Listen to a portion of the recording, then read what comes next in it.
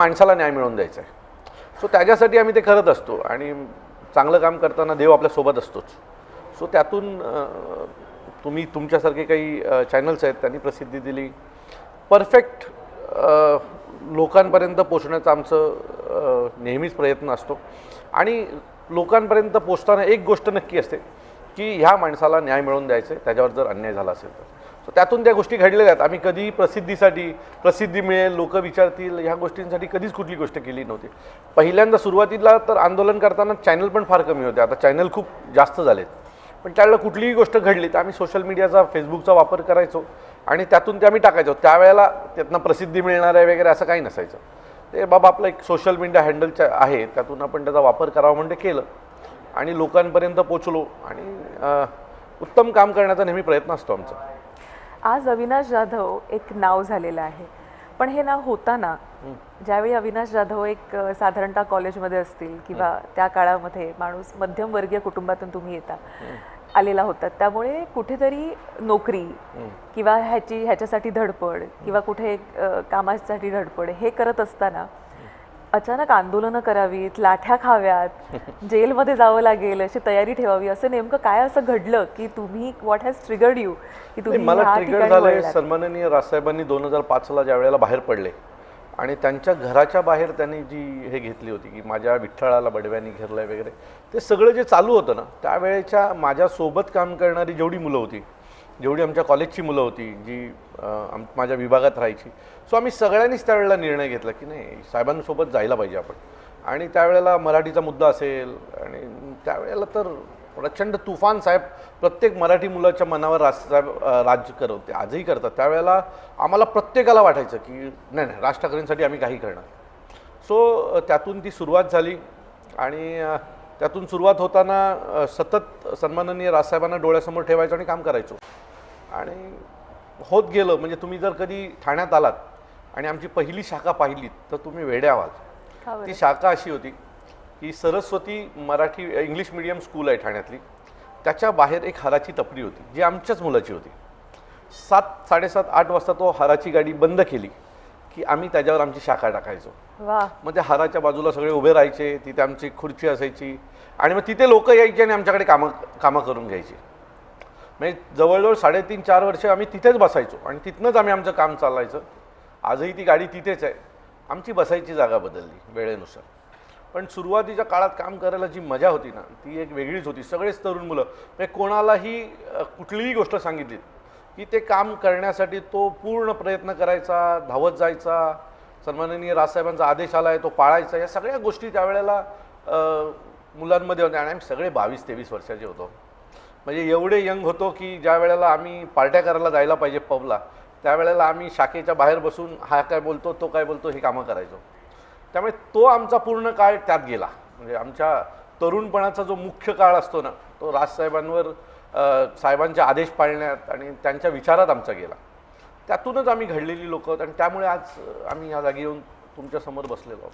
बरं, मला एक सांगा की हे तुम्ही पछाडलेले होतात त्यांच्या विचाराने, पण आई म्हणून अनेक तरुण तुमच्यासारखे अनेक, पण एक आई म्हणून जेव्हा कुटुंब हे पाहत असतं की अरे आपल्या घरातला मुलगा हा राज ठाकरेंबरोबर जातोय, तिकडे आंदोलनं करतोय, 4 लाठ्या खातोय, कधी कधी घरातलं माणूस कधी जेल पाहिलं नसेल तर तो जेल डिटेन त्याला केलं जातंय, हे सगळं बघत असताना घरच्यांची काय म्हणजे अशी मानसिक अवस्था होती किंवा कशा पद्धतीनं घरातून पळून वगैरे तुम्ही गेलेलात का की आता आंदोलनातच जायचंय की नाही? मुळात माझ्या आईला माझ्या स्वभावाचा पहिल्यापासून एक अंदाज होताच, पण पोलीस वगैरे असे कधी घरी आले नव्हते माझ्या. सो पहिल्यांदा ज्या वेळेला मला चांगलं आठवतंय मराठी पाट्यांचं आंदोलन मी केलं होतं आणि त्यावेळेला प्रचंड पोलीस घरी बिरी आले होते आणि मग तिचा मला फोन आला, अरे हे काय केलंस तू, घरी पोलीस का आलेस, कोणाचं काय केलंस, कुठे काय केलं, असे अनेक प्रश्न तिने मला त्यावेळेला विचारले. आणि त्यावेळेला मी तिला बोलले शांत बस गं, ते पक्षाचं आहे, बाकी काय नाही, ते राजसाहेब बघून घेतील असं मी तिला त्यावेळेला सांगितलं होतं. आणि मग त्याच्यानंतर मग तिला पण सवय झाली, कारण ते सतत आंदोलन होतं आणि त्या काळात तो जो वेळ होता तो आंदोलनाचा मनसेच्या आंदोलनाचे सातत्य चालू होतं. रोज काहीतरी नवीन, रोज काहीतरी सुरू असायचं. त्यामुळे त्यांना ती सवय झाली. पण सुरुवातीला आई, माझी बायको या सगळ्या गोष्टीला घाबरूनच असायचे की पोलीस येतात, सोसायटीत पोलीस येतात. सो हे सगळं त्या काळात असायचं. आता त्यांना ती सवय झाली. बरं, आता बायको या विषयावर मी येते, कारण मुळात जसं मी म्हटलं की आईलाच एक भीती वाटत असते की आपला मुलगा कुठे चाललाय, तर अशा मुलाला मुलगी कोण देणार, हाही विषय तर आहेच. ते काम मी आधी केलं होतं, कारण हो का? मुलगी मी आधी पटवली होती आणि त्याच्यानंतर मी पक्षात गेलो, त्यामुळे ती अडचण माझ्या आयुष्यात आली नाही मला. पण त्या लोकांचाही पाठिंबा मिळाला. मला आजही तो दिवस आठवतोय की मला मुलगा झाला होता आणि माझी बायको सासरवाडीला होती आणि ती ज्या वेळेला घरी आली त्यावेळेला मी माहेरी होती आणि ती घरी आली आणि मी घरी नव्हतो. तर हे लोक मला सतत फोन करत होते, तू कुठे आहेस, घरी आहे, आम्ही घरी आलो आहे. ती मला फोन करत होती, अरे आई बाबा विचारतात तू कुठे आहेत. मी म्हटलं का मी पुण्याला आहे, मला रात्री येतो, दुपारी येतो. आणि सकाळी तिच्या वडिलांनी हिंदुस्तान टाइम उघडला असा आणि त्याच्यात पहिल्या पेजवर फ्रंट पेजला माझा फोटो होता. पोलीस मला ढकलत आहेत आणि मी घोषणा देतोय. सो तिने तिच्या वडिला, अरे अभि तिकडे नाही आहे, अभि पोलिसांनी अविनाशला पकडलं आहे.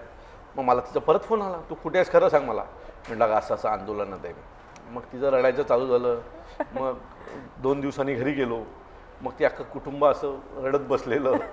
तर मी म्हटलं, मग त्यावेळेला तिला तिच्या वडिलांनी समजवलं आणि मी तिला म्हटलं, बघ मी दुसरं तर आता काही करू शकणार नाही, आता ह्या प्रवाहात आलो आहे, त्या प्रवाहाप्रमाणे मला वागावं लागेल. आणि मी काय अशी काही चुकीची गोष्ट नाही ना केलेली आहे जी आपल्या भाषेसाठी आहे, महाराष्ट्रासाठी गरजेची आहे. आज मला नोकरी नाही मिळाली, उद्या माझ्यामुळे जर माझ्या या आंदोलनाला कोणाला नोकऱ्या मिळणार असतील तर मला वाटतं आपण ह्या सगळ्यात पडलो पाहिजे. तिच्या घरच्यांनी तिला समजवलं. त्याच्यानंतर आज सगळ्यात तिने मला विचारलं नाही तू काय करतोस.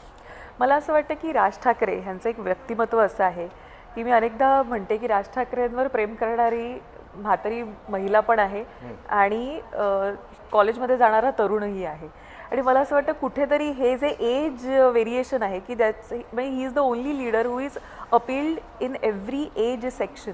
त्याच्यामुळे घरात सुद्धा आपला मुलगा हा राज ठाकरेंच्या कामासाठी किंवा आंदोलनासाठी किंवा पक्षासाठी काम करतोय हे त्या महिलेने ऑलरेडी एक्सेप्ट केलेलं होतं की जिथे जातोय कदाचित तिथे योग्य ठिकाणी जातोय असं वाटतं. मला असं वाटतं की त्यावेळेला साहेबांवर सगळ्यांचंच प्रेम होतं. राजसाहेबांमध्ये आमच्या घरच्यांनाही, माझ्या घरी बाळासाहेबांवर प्रेम करणारे माझे आई बाबा दोघंही होते.